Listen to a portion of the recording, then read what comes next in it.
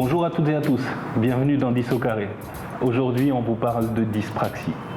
La dyspraxie est un trouble développemental de la coordination et ce trouble neurologique qui apparaît pendant l'enfance, au moment du développement, impacte l'exécution des gestes qui sont mémorisés, mais qui du coup deviennent moins automatiques et beaucoup moins fluides. Il existe plusieurs signes d'appel suivant les niveaux scolaires. En maternelle par exemple, un enfant dyspraxique se retrouve avec des difficultés dans toutes les activités manuelles.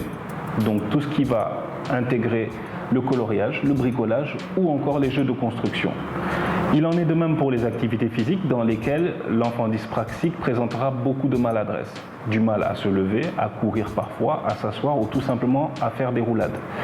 Le troisième domaine dans lequel l'enfant dyspraxique est impacté au niveau maternel est le graphisme. Donc pas mal de difficultés pour dessiner ou tout simplement reproduire des modèles. À l'échelle primaire, un enfant dyspraxique présente des difficultés au moment de l'utilisation de ses outils de géométrie, tout ce qui est par exemple règles ou compas. Il est facilement distrait. C'est un enfant qui va se retrouver à faire son travail très lentement et qui va présenter des productions peu lisibles ou très souvent brouillonnes. Et enfin, c'est un enfant qui a des difficultés pour s'organiser sur le support qu'il a, que ce soit une feuille, une ardoise ou même le tableau, et qui va avoir du mal à gérer l'espace qui est présent dans son cahier. Il existe plusieurs types de dyspraxie. On a par exemple la dyspraxie constructive. Cette dyspraxie intègre des difficultés dont on a parlé avant, à savoir les difficultés dans les activités manuelles, bricolage ou jeux de construction. On a aussi la dyspraxie constructive visio-spatiale. Pareil, sauf que cette fois-ci, on intègre la composante visuelle.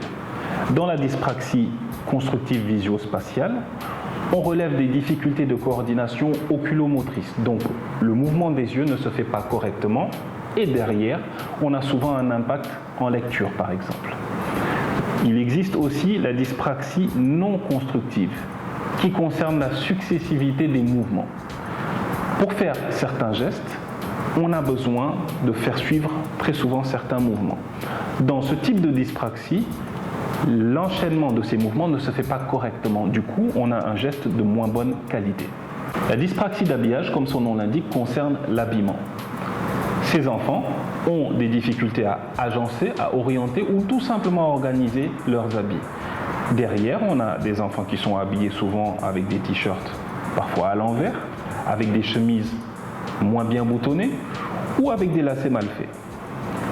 On a enfin la dyspraxie idéatoire qui concerne la manipulation des objets ou plutôt la difficulté à manipuler des objets en respectant leur utilité. Par exemple, un enfant, au lieu d'utiliser un couteau pour couper, va utiliser une cuillère ou même un tournevis. Comme beaucoup de troubles 10, on ne guérit pas de la dyspraxie. On apprend à vivre avec et grâce aux différentes rééducations, on utilise des outils qui sont à notre disposition pour contourner les difficultés qu'elles nous créent.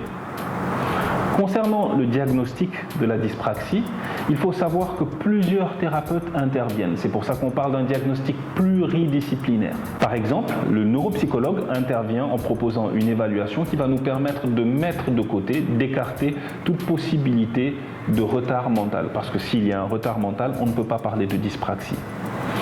On va avoir une évaluation proposée par le psychomotricien qui va évaluer les possibilités ou les difficultés motrices et les mettre en rapport avec l'échelle du trouble.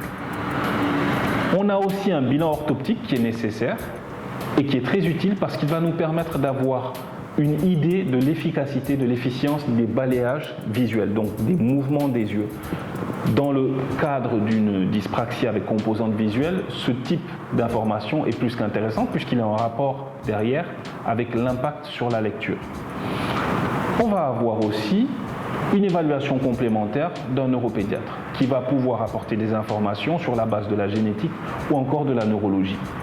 Pour ce qui est de l'orthophoniste, qui nous intéresse aussi, les informations du bilan orthophonique sont à mettre en rapport souvent avec le bilan orthoptique et concernent l'évaluation de la lecture ou des apprentissages pour avoir une idée de l'impact d'une dyspraxie sur le reste des domaines.